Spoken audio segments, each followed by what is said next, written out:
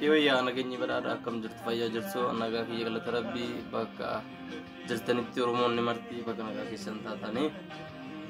dhimma aartii Oromoo tokko tokko yeroo hedduu ni ka'a garuu san namni akka addaatti fudhatee hin jiru aartiin Oromoo bu'aa bahiif dungoo bilistoonni keenya warreen aarsaa ta'an nuuf kaffalan isaan dungoo nuuf ta'anii nuuna siin ga'anii nuti immoo aartii kan isaan irraa dhaallee itti qoosuuf itti viiwula kaawwachuuf osoo hin taane seenaa isaanii galmaan gaa qabsuuf akkasuma immoo bifoota seenaaf aadaa fi duudhaa Oromoo galmaan ga'uudhaaf aartiin qooda guddaa waan qabuuf namni kamiyyuu keessatti hirmaatudha. Namni kamiyyuu immoo keessatti hirmaachaa safuu aadaa Oromoof duudhaa Oromoo kan eege ta'uutii qaba malee viiwuuf maallaquma qofa ittiin barbaaduuf miti. Aartiin Oromoo ammayyoonaa gara biizinasiitti sin jijjiiramne danqaan hedduun gama mootummaa garboonfataatiin waan irra ga'ee jiruuf sunirree bakka barbaadame waan hin geenyeef kanaaf warreen akka fedhanitti qoosaa jiran yoo danda'an akka qusatanii aartii Oromoo qofaaf seenaa Oromoo duudhaa Oromoo qofaaf kallattii uummanni Oromoo rakkoo keessa jiru san qofa akka deeggaran akka gara san deeman malee aartii Oromoo afaan afaan Oromoo dabsaa gafa barbaadan akka barbaadanitti afaan fedhaniin miiksi gochaa kan hojjetaman sun akka dafa akka safuu wareegamaa aartistoonni Oromoof akkasuma qabsoonni Oromoo qaqqaaleen aarsaa ta'anii ittiin asiin gaansan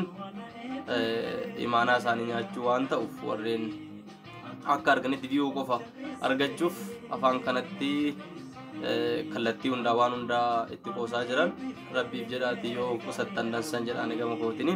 ani jechuun akka nama dhuunfaa tokkotti yookaan immoo akka artiist tokkotti waan ta'uu jechuu kanaaf isiniin jedhaati hundi keessaniyyuu waan kana irratti warreen alaaf keessas warreen adda addaa biyyoota adda addaa jirtan waan akkanarraa osoo warreen deeggaruu baattanii duukaa bu'uu baattanii hedduu baay'ee namatti tola. Kanaaf waan akkasii irratti Oromoon ta'uu waan hin qabnee fi akkas waan argan afaan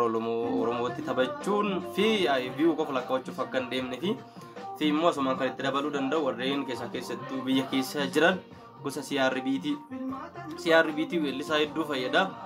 CRBT weellisaa waan fayyaduuf qarshii shaniin irra godhatama. Qarshii shaniin kan irra godhatamu kana ji'a tokko qofa kaffalamaa nama tokko. Namni tokko garuu jaalala weellisaa tokko qabuuf aga waggaa tokko sirba nama tokko kan irra godhatutu jira jechuudha. Sun hin fayyadu yeroo tokko qofa naalaan hin fayyadamu. Sirbuma isaatti sanumatti immoo deebisanii irraa buusanii yoo itti deebisan dansataa jechuudha. Kanaaf warreen waan akkasii keessattuu gara biyyoota ambaatiin warri biyyoota ambaa keessa jirtan gama yuutuubii ittiin waan hedduu ta'aa jira sirbootuma keenya mileedhuma weellistoota eeguudhaaf weellistoota ciccimoo isaa kana qabnu hedduu qabna isaan kan ol kaasuudhaaf yuutuubii isaanirree sabskiraayib gochuudhaan akka tokko akka isaan amilee turatanii aartistoonni jabeessanii hojjetaniif fakkeenyaaf aartistii Caalaa Daggafaa wallee miilana gadhiisee maal taana kan jedhu yuutuubii mataa isaa irratti gadhiisee yuutuubiin sun sabskiraayib dansaarree ta'eetu akka ittiin baay'ee isaa socho'u viiyuunsaa deemuuf irratti immoo san hojjechuun barbaachisaadha. Kanaaf akkasuma immoo falmataa kabbadaarree weellistoonni hedduun isaanii yuutuubii mataa isaanii waan qabaniif namni kamiyyuu san irratti yoo laale waan baay'ee namatti tolu waan ta'eef weellistoota akkasuma immoo warreen yuutuubii irree qaban jajjabeessaa warri yuutuubii qabu immoo weellistoota irree jajjabeessaa